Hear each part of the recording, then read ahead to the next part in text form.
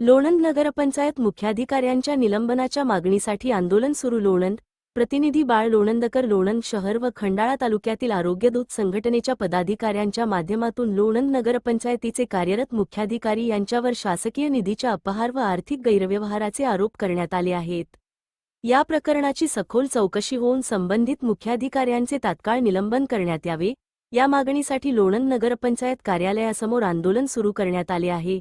जोपर्यंत कथित आर्थिक घोटाळ्याची निष्पक्ष चौकशी पूर्ण होत नाही, तोपर्यंत आंदोलन सुरू ठेवण्याचा निर्धार आंदोलनकर्त्यांनी व्यक्त केला. यावेळी प्रशासनाने या प्रकरणाची गांभीर्याने दखल घेऊन संबंधितांवर योग्य ती कारवाई करावी, अशी मागणी करण्यात आली. आंदोलनात जिल्हा वैद्यकीय कक्ष प्रसिद्धी प्रमुख लक्ष्मणराव जाधव, खंडाळा तालुका अध्यक्ष महेशजी शेळके, तालुका संघटक गणेश पवार, वैद्यकीय कक्ष तालुका अध्यक्ष गणेश उर्फ यशवंत दनाने, शुभम भंडलकर, नितीन जाधव, अविनाश नलावडे, शंभूराजे भोसले, युवा खरात, अभि पवार, जमीरभाई शेख, लोणंद शहर प्रमुख उमेशजी बोर्डरे, लोणंद शहर वैद्यकीय कक्ष प्रमुख प्रज्योत शेळके यांच्यासह अनेक पदाधिकारी उपस्थित होते.